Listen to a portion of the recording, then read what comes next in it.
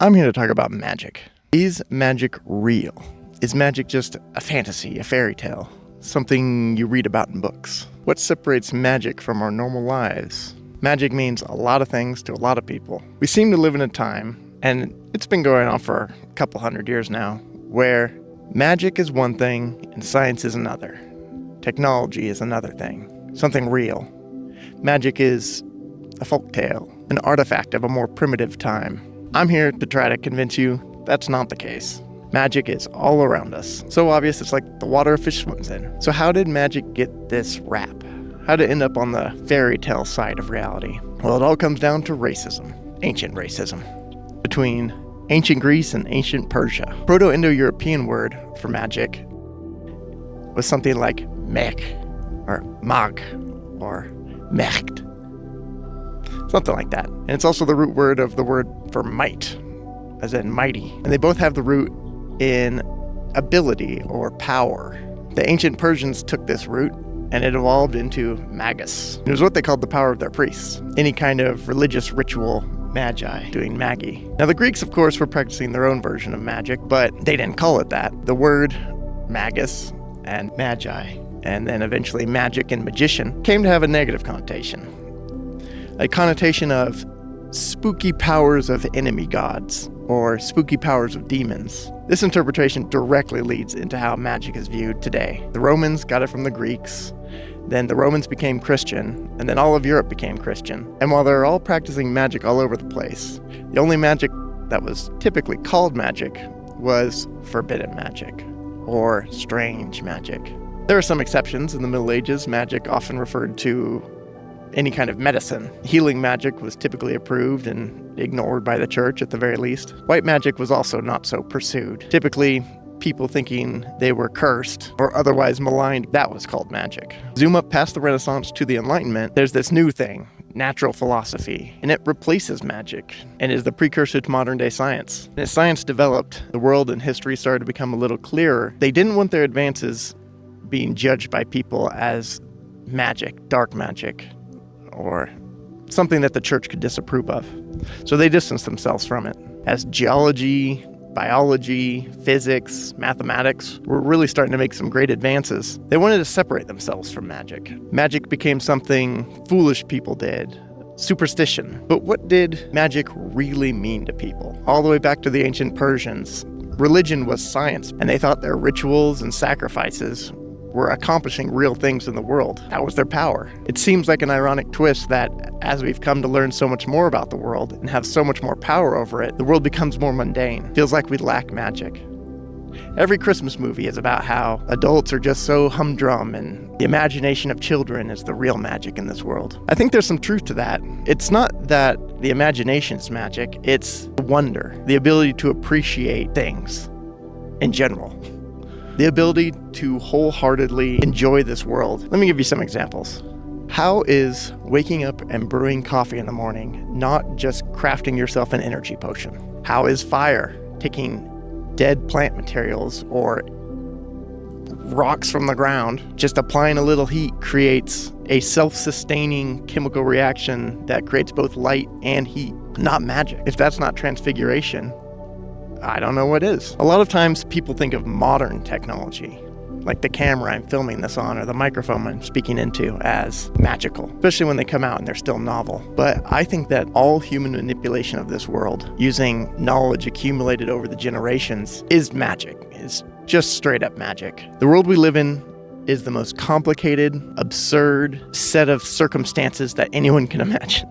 And the ability to manipulate this world, even just to the tiniest extent of moving your arm, your eyes being able to perceive images. This is a form of magic. A lot of what we call magic today is something that happens and you don't understand how it works. This almost sums up the entirety of what is commonly called magic or sleight of hand. You see someone do something that appears impossible. You know they did it somehow, but the trick eludes you. Science separates itself from this sleight of hand kind of magic by readily telling you how everything they do is done, which I guess makes it feel less magical, knowing that someone knows how to do it. But to me, this makes no difference.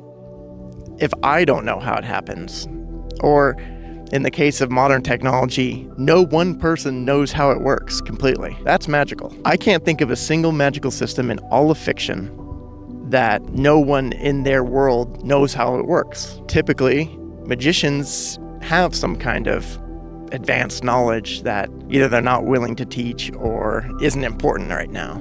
Some kind of special knowledge that often takes a lifetime or even an abnormally long lifetime to accumulate. I think the first magical power that humans accumulated was the ability to talk. That or maybe hands, giving us the ability to manipulate the world around us like no other species ever has. Just being able to carry something and do something else at the same time is something that no other animal can do, or at least an advanced task. Magic to me is when something is more than the sum of its parts. You take any individual part of a car and it can't move you from here to there, but you put enough of it together and it can. That is power. That is magic. It doesn't matter if you can go down the street to your neighborhood mechanic or go to any mechanic and they can explain how every physical process and part in your car works and what it's for. They are just a specialist in transportation magic. Cooking is one of the most basal magical powers humans have. Using heat to take the animals and plants around us and turn it into our own fuel and body, and then using fire to improve the efficiency of that process. That is magic. It doesn't matter if it's normal, if it's everyday. We get used to a million crazy things.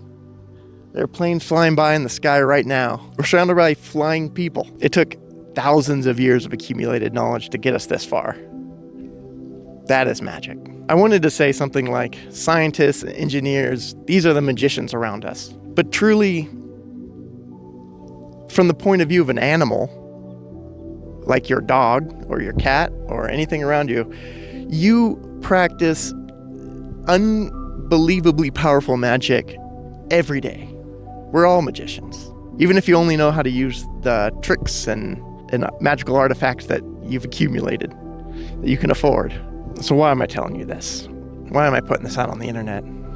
Well, I think that looking at the world with fresh eyes can be one of the most rewarding activities we do. We often get stuck in ruts and take for granted everything around us, the people, the stuff, the ideas in your head. I think that appreciation is probably the most magical emotion humans have. Of course, love is a classical one, but I don't think there is true love without appreciation. All this to say, magic deserves a rebrand.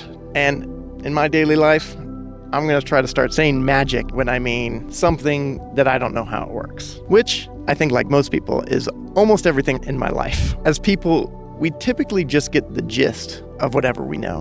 We memorize shorthands and instructions, but a true in-depth understanding of the process is rare and typically left to experts and specialists. And in our modern scientific world, even those experts and scientists are narrowed in on just a tiny piece of a topic. It seems to me that magic and technology and science is a false dichotomy.